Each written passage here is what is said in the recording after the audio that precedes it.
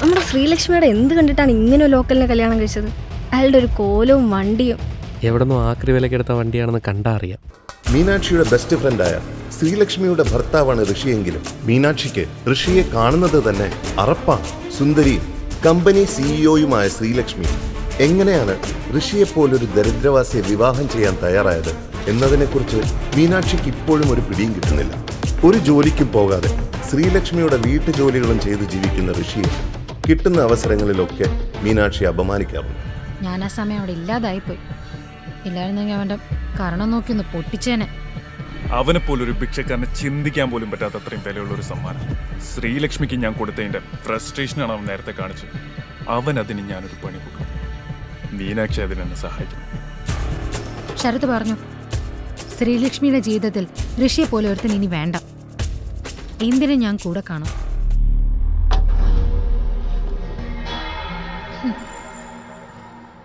നിന്നോട് ഞാൻ പല തവണ പറഞ്ഞിട്ടുണ്ട് നിന്റെ ആ കോമാളി ഭർത്താവിനെ കൊണ്ട് ഓഫീസിലേക്ക് വരരുതെന്ന്. അതിനെനിക്കറിയില്ലായിരുന്നല്ലോ ഇങ്ങനെയൊക്കെ സംഭവിക്കുമെന്ന്. നിനക്കറിയാലോ ഈ ഓഫീസ് പൂട്ടിപ്പോവാതിരിക്കണമെങ്കിൽ ശരത് എങ്ങനെയെങ്കിലും ഒരു ഇൻവെസ്റ്ററിനെ കൊണ്ടുവരണമെന്ന്. അപ്പോൾ ശരത്ത് നിന്നോട് കുറച്ച് കൊഞ്ചിക്കൊഴിയുന്നൊക്കെ നിന്റെ ഹസ്ബൻഡ് കണ്ടില്ലാന്നടിക്കണം. ഇതിപ്പോ ഒരിടത്തും ഇല്ലാത്തൊരു ദുരഭിമാനം. മിണ്ടരുത് നീ. തന്നിഷ്ടം കാണിച്ചിട്ട് അച്ഛൻ്റെ കാലം പിടിച്ച് എരന്ന് കയറി വീട്ടിൽ വന്നിരിക്കുന്നു. നിന്നെ സ്വന്തമായിട്ട് പോറ്റാൻ പോലും പറ്റാത്തൊരു മണ്ണുണ്ണിയാണല്ലോ നീ കണ്ടുപിടിച്ചത്. കഷ്ടം. ഒരു ജോലിക്ക് വേണ്ടി ഞാൻ ഒരുപാട് അലഞ്ഞു. ഒടുവിൽ മറ്റു മാർഗങ്ങളില്ലാതെ വന്നപ്പോൾ ശ്രീലക്ഷ്മിയുടെ വീട്ടിലെ അടുക്കളക്കാരനായി മാറേണ്ടി വന്നു. ഇങ്ങനെയെങ്കിലും നിന്നെ കൊണ്ടൊരു പ്രയോജനം ഉണ്ടാവട്ടെ.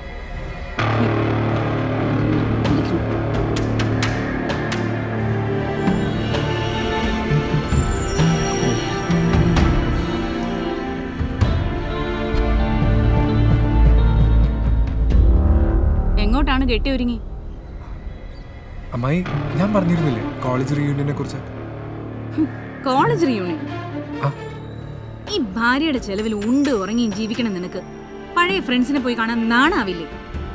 എന്താ അമ്മായി ഇങ്ങനെയൊക്കെ പറയുന്നത്? ഞാൻ രാവിലെ മുതൽ വീട്ടുജോലികളെല്ലാം ചെയ്ത് ശ്രീലക്ഷ്മിയെ ഓഫീസിൽ കൊണ്ടാക്കിയിട്ടല്ലേ പോവാനിറങ്ങിയത്. അപ്പൊ നിനക്ക് ഞാൻ പറഞ്ഞത് ഇഷ്ടപ്പെട്ടില്ല അല്ലേ? അയ്യോ, അങ്ങനെയല്ല ഞാൻ ഉദ്ദേശിച്ചത്. ഞാൻ അവരോട് വരാന്ന് പറഞ്ഞുപോയി. ചെന്നില്ലെങ്കിൽ അവരെന്ത് കരുതും? ഞാൻ പെട്ടെന്ന് പോയി വരാം. നീ എന്താന്ന് വെച്ചാൽ ചെയ്യും. അല്ലെങ്കിൽ നീ ഇവിടെ ഉള്ളതും ഇല്ലാത്തതും കണക്കാം.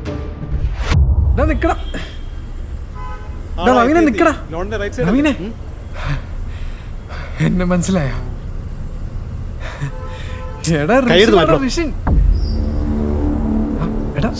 എന്താണോ വെറുതെ ഓടിക്കറി വരാണോ? വെറുതെ ഡ്രസ് നശിപ്പിക്കാനായിട്ട്. ഇതിന്റെ വില എന്താണെന്ന് അറിയാമോ? സ്നേഹപ്രകടനമൊക്കെ ഒരടി മാറിയെന്ന് മതി. ഓരോരോ ശല്യങ്ങൾ. സോറി ഗൈസ്, ഇന്ന് എന്റെ പുതിയ ബെൻസിന്റെ കുറച്ച് പേപ്പർ ബോക്സ് ക്ലിയർ ചെയ്യാനുണ്ടായിരുന്നു.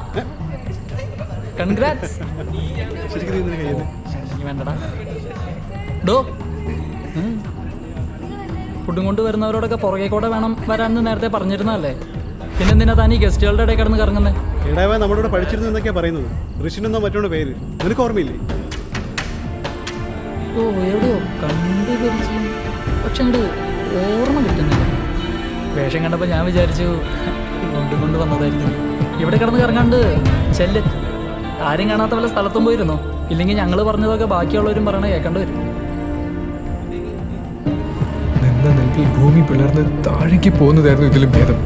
ഇനി ഇവിടെ നിൽക്കുന്നതിനേക്കാൾ നല്ലത് തിരിച്ചു പോകുന്നതാണ്. ബൈക്കിലേക്ക് തിരിച്ച് നടന്നപ്പോഴാണ് അവൾ അങ്ങോട്ട് വന്നത്. അഞ്ജലി. കോളേജ് കാലത്ത് ജൂനിയേഴ്സും സീനിയേഴ്സും എല്ലാവരും അവളുടെ പിന്നാലെയായിരുന്നു. അവൾക്ക് വേണ്ടി കോളേജിൽ എത്ര പേര് അടിയുണ്ടാക്കിയിരിക്കുന്നു. ആരെയും പക്ഷെ അവൾ മൈൻഡ് പോലും ചെയ്തിട്ടില്ല. എന്നാൽ എനിക്ക് മാത്രം അവളുടെ അടുത്തൊരു പ്രത്യേക സ്ഥാനം ഉണ്ടായിരുന്നു. ഞാനാണ് അവളുടെ കോളേജിലെ ബെസ്റ്റ് ഫ്രണ്ട് എന്നെ എത്ര തവണ അവൾ പറഞ്ഞിരിക്കുന്നു. ഇനി എനിക്ക് വേറെ ആരെയും നോക്കണ്ട, അഞ്ജലി മാത്രം മതി. അവൾക്ക് എന്നെ മനസ്സിലാവും.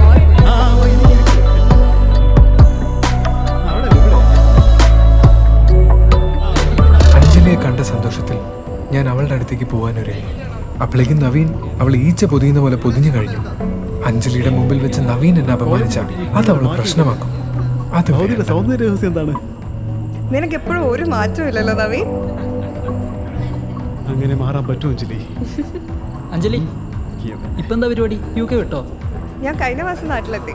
പിന്നെ ഇവിടെ തന്നെ ഒരു വമ്പൻ ഓഫർ കിട്ടിയിട്ടുണ്ട്. അതുകൊണ്ട് എന്തായാലും UK തിരിച്ചു പോകുന്നില്ല. എന്ത് ഓഫർ? ഞാൻ ട്രൈ മീഡിയയിൽ ജോയിൻ ചെയ്യാൻ പോവാം. ത്രൈമീഡിയയിലോ? ഷേ, നിന്റെ ലൈഫ് മാറാൻ പോണ അഞ്ജലി. വേണമെങ്കിൽ ഓട്ടോഗ്രാഫൊക്കെ വാങ്ങി വെച്ചോ, ഇനിയുള്ള പിടിച്ചാ കിട്ടത്തില്ല. ഞങ്ങളുടെ കമ്പനിയിൽ അഞ്ജലി ജോയിൻ ചെയ്യാൻ പോകുന്നതോ? അതെന്തായാലും നന്നായി. അപ്പൊ ഇനി സംസാരിക്കാൻ ഒരു വിഷയം കൂടി ആയല്ലോ. ഇന്ദ്രപ്രസ്ഥ ഗ്രൂപ്പിന്റെ അണ്ടറിൽ വരുന്നതാണ് ത്രൈവ് മീഡിയ. അതും സൗത്ത് ഇന്ത്യയിൽ തന്നെ നമ്പർ 1 മീഡിയ കമ്പനി. ഞാൻ ഭയങ്കര എക്സൈറ്റഡ് ആണ്. പിന്നെ കമ്പനിയിൽ തന്നെ പുതിയ ചെയർമാൻ 2 ദിവസത്തിനകം ജോയിൻ ചെയ്യുന്ന കേട്ട് പുള്ളി എങ്ങനെയെങ്കിലും ആദ്യം തന്നെ കുപ്പിയിലാക്കും. ഇപ്പൊ തന്നെ നീ വിചാരിച്ചാൽ കുപ്പിയിലാക്കാൻ പാടില്ല. അഞ്ജലി ത്രൈമീഡിയയിൽ ജോയിൻ ചെയ്യണോ? അവിടെ എന്താ ആവശ്യമുണ്ടെങ്കിൽ എന്നോട് പറയണം. Excuse me, who are you? അപ്പൊ നിനക്കും അറിയില്ലേ? എടാ ഋഷി, നിന്നെ അറിയുന്ന ആരെങ്കിലും ഉണ്ടോടാ ഇവിടെ? ഇത് ഋഷിൻ, നമ്മളെ കൂടെ കോളേജിൽ പഠിച്ചിരുന്നു എന്ന് പറയപ്പെടുന്ന ഋഷിൻ. ആരായാലും എന്താ, വലിഞ്ഞു കയറി അടുത്ത് വന്നിരിക്കുമ്പോൾ മിനിമം പെർമിഷൻ ചോദിക്കാനുള്ള ഒരു മര്യാദ വേണ്ടേ? എന്താ അവിടെ ഒരു ബാഡ് സ്മെൽ? തന്റെ ചെരുപ്പെന്നാണെന്നാ തോന്നുന്നത്. അയ്യോ അഞ്ജലി, കാലില് പുറത്തുനിന്ന് വന്നപ്പോ ചളി പറ്റിയതാ. അഞ്ജലിക്ക് തോന്നിയതായിരിക്കും. ബാഡ് സ്മെല്ലൊന്നുമില്ല. അത് നീ സ്ഥിരം ഈ കോളേജിൽ നടക്കുന്നുണ്ടേ ബാഡ് സ്മെൽ അറിയാൻ പറ്റാത്തായിരിക്കും.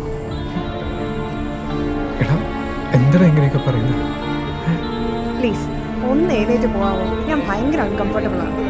ആരാണ് ഇവനെ പോലെ ഉള്ളവന്മാരെയൊക്കെ റിയൂണിയൻ വിളിക്കുന്നത് അല്ലേ? ഞാൻ എന്ത് തെറ്റ് ചെയ്തിട്ടാ ദൈവമേ എന്നോട് മാത്രം എല്ലാവരും ഇങ്ങനെ? എന്നെ ഈ ലോകം അംഗീകരിക്കുന്ന ഒരു ദിവസം ഒരിക്കലും ഉണ്ടാകില്ലേ?